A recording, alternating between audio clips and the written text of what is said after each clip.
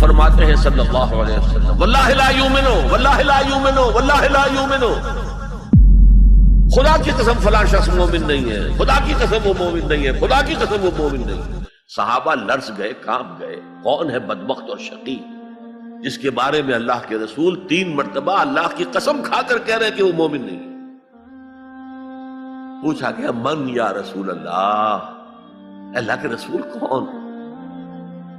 فرمایا الذی لا یامن جارہ بوائقہ، وہ شخص جس کی ایذا رسانی سے اس کا پڑوسی امن میں نہیں ہے، چین میں نہیں ہے۔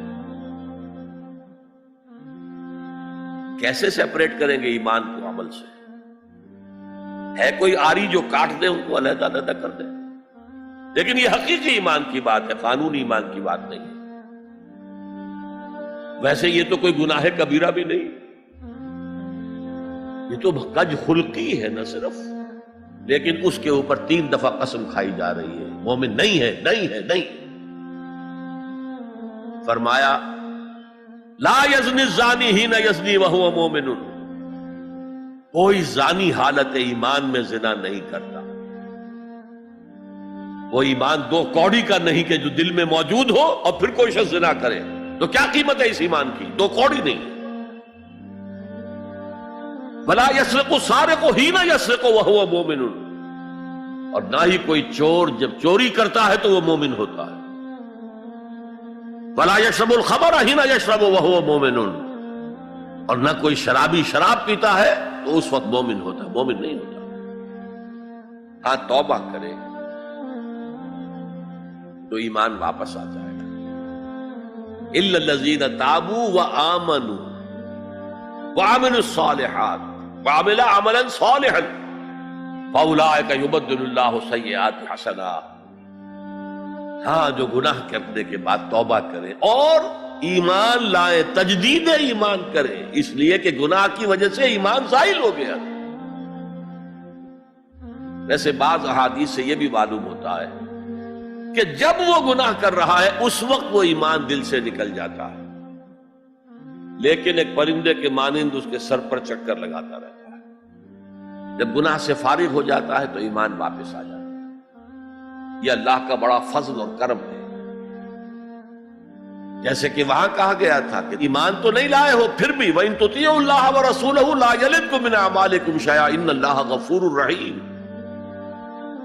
اگرچہ تم مومن نہیں ہو لیکن اس حالت میں بھی اگر تم اللہ کی اور اس کے رسول کی اطاعت کرتے رہو گے تو اللہ تمہارے اعمال کے اجر و ثواب میں کوئی کمی نہیں کرے گا۔ کیوں؟ اللہ غفور ہے، رحیم ہے۔ یہ اس کی شان غفاری، شان رحیمی کا صدقہ ہے۔ اسی طرح منطق تو یہ چاہتی ہے کہ گناہ کے بعد جب تک توبہ نہ کی جائے ایمان نہ آئے دل میں دوبارہ۔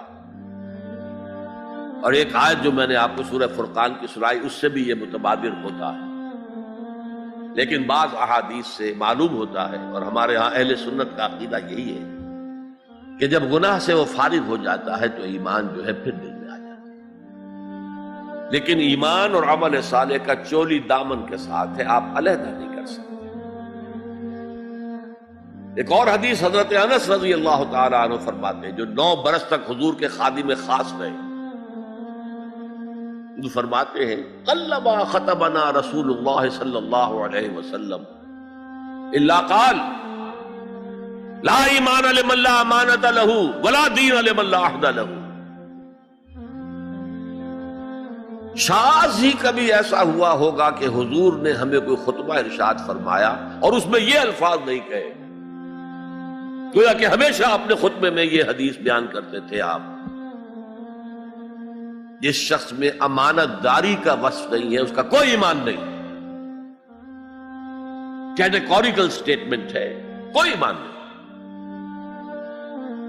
اور جس شخص میں ایفائے عہد کا مادہ نہیں اس کا کوئی دین نہیں۔ دین تو نام ہے، آپ عہد کرتے ہیں اللہ سے ایاک نعبد و ایاک نستعین، اے اللہ ہم تیری ہی بندگی کرتے ہیں اور کرتے رہیں گے، اور اے اللہ ہم تجھ ہی سے مدد مانگتے ہیں اور مانگتے رہیں گے۔ جو شخص چھوٹی چھوٹی باتوں میں وعدہ خلافی کرے وہ اتنے بڑے وعدے کو نبھائے گا جو پوری زندگی کے اوپر حاوی ہے۔ یہ نوٹ کر لیجئے لیگل لیول پر، لیگل ایمان کے لیول پر ایمان علیحدہ، عمل علیحدہ. حقیقی لیول پر، قلبی ایمان والے لیول پر ایمان اور عمل صالح گتھے ہوئے ہیں، چولی دامن کا ساتھ ہے، ان کو ایک دوسرے سے جدا کرنا مشکل. اب آئیے تیسری شرط، وتواصوا بالحق. انہوں نے آپس میں یا بہت زیادہ شدت کے ساتھ، باب تفاعل کے اندر دو خواص ہیں، مل جل کر کوئی کام کرنا یا مبالغہ ہوتا ہے، بہت شدت سے وہ کام کرنا. میں ان دونوں کے اعتبار سے ترجمہ کروں گا. اور وصیت کا لفظ آتا ہے ہمارے ہاں جب کوئی شخص مرتے ہوئے جو بات کہتا ہے، اہم ترین بات جو سمجھ رہا وہی تو کہے گا نا. وہ لوگ آپس میں ایک دوسرے کو حق کی نصیحت کرتے ہیں یا وہ عوام الناس کو حق کی وصیت کرتے ہیں بڑی شدت کے ساتھ. دونوں ترجمے ہو گئے. یہ عمل صالح اور ایمان کا لازمی تیسرا نتیجہ ہے. دیکھیے فزیکل لا بھی یہ ہے، اگر کہیں بھٹی ہے آگ کی تو اس سے حرارت ماحول میں نفوذ کرے گی. اگر برف کی سل رکھی ہوئی ہے تو اسے برودت، ٹھنڈک ماحول میں پھیلے گی. اگر کسی میں عمل صالح اور ایمان ہے تو ممکن نہیں ہے کہ اس کی ذات سے نیکی کا پھیلاؤ نہ ہو، نیکی اس کی ذات سے نہ نکلے، نہ دوسروں تک پہنچے. It's a physical phenomenon. Number 2، یہ شرافت اور مروت کا تقاضا ہے. اگر آپ کو اللہ نے ہدایت دی ہے، شیئر اٹ ود ادرس. شرافت، مروت. حضور نے فرمایا لا یؤمن احدکم حتی یحب لاخیہ ما یحب لنفسہ. تم میں سے کوئی شخص مومن نہیں ہو سکتا جب تک کہ وہ اپنے بھائی کے لیے بھی وہی بات پسند نہ کرے جو اپنے لیے پسند ہے. اگر تم اسلام لے آئے ہو، ایمان لائے ہو، نیک عمل کر لیے، بھائی اپنے بھائیوں تک پہنچاؤ جن سے تمہیں محبت ہے، جن کے ساتھ خلوص ہے، جن کے ساتھ اخلاص ہے. یہ دوسری بنیاد ہے کہ ایمان اور عمل صالح سے تواصی بالحق خود بخود برآمد ہوگا. اور ایک تیسری بات ہے حمیت، غیرت. میں یہاں آپ کو ایک حدیث سنا رہا ہوں. ایک طویل عرصے تک اپنے زمانہ طالب علمی میں یہ حدیث خطبہ جمعہ میں سنتا رہا. مولانا تھانوی رحمت اللہ علیہ نے جو خطبات جمعہ مرتب کی ان میں یہ حدیث ہے. حضور ارشاد فرماتے ہیں اوحى اللہ عز وجل الى جبرائیل علیہ الصلوۃ والسلام ان اقلب مدینۃ کذا وکذا باہلھا. اللہ تعالیٰ نے وحی کے ذریعے سے حکم دیا حضرت جبرائیل کو کہ فلاں فلاں بستیوں کو الٹ دو، تلپٹ کر دو. جیسے صدوم اور عامورہ کی بستیوں پر عذاب آیا تھا ویسا عذاب ان بستیوں کے اوپر لے آؤ. قال فقال، حضور فرماتے ہیں کہ اس پر حضرت جبرائیل نے عرض کیا یا رب ان فیہا عبدک فلان لم یعصک طرفۃ عین. اے اللہ میں اس بستی کو الٹ دوں، اس میں تو تیرا فلاں بندہ بھی ہے جس نے کبھی پلک جھپکنے جتنی دیر بھی کسی گناہ میں بسر نہیں کی. اب آپ کسی آدمی کی نیکی کا تصور کیجئے. یہ گواہی دینے والے کوئی کرائے کے گواہ نہیں ہے جو عدالتوں میں پھرتے رہتے ہیں جو چاہو گواہی دلوا لو، اتنے پیسے چاہیے. جبرائیل ہے. اور کس کی جناب میں کہہ رہے ہیں؟ جہاں ابو جہل بھی جھوٹ نہیں بول سکے گا. یا رب ان فیہا عبدک فلان لم یعصک طرفۃ عین، الٹ دوں اس بستی کو.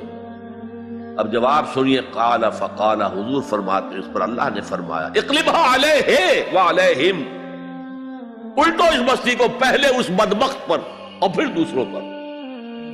فَإِنَّ وَجْهَهُ لَمْ يَتَبَعَّرْ فِي سَاعَةً قَطْ، اس لیے کہ میری غیرت کی وجہ سے کبھی اس کے خون نے جوش نہیں مارا، اس کا چہرے کے اوپر خون نہیں آیا۔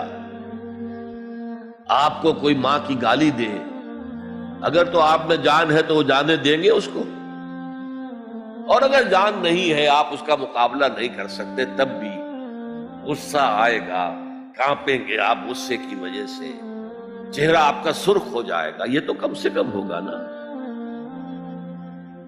لیکن یہ اللہ کا بندہ اپنی نیکی میں لگا رہا، اس نے دیکھا نہیں ماحول میں کیا ہو رہا ہے، ماحول میں اللہ کی شریعت کی دھجیاں بکھیری جا رہی ہیں، ماحول میں اللہ کے احکام پاؤں تلے روندے جا رہے ہیں، یہ لگا رہا تو فقط اللہ اللہ اللہ، یہ زیادہ بڑا مجرم ہے، لہذا بستی کو پہلے اس پر پلٹو اور پھر دوسروں کو۔ یہ ہے تعلق تواصی بالحق کا ایمان اور عمل صالح کے ساتھ۔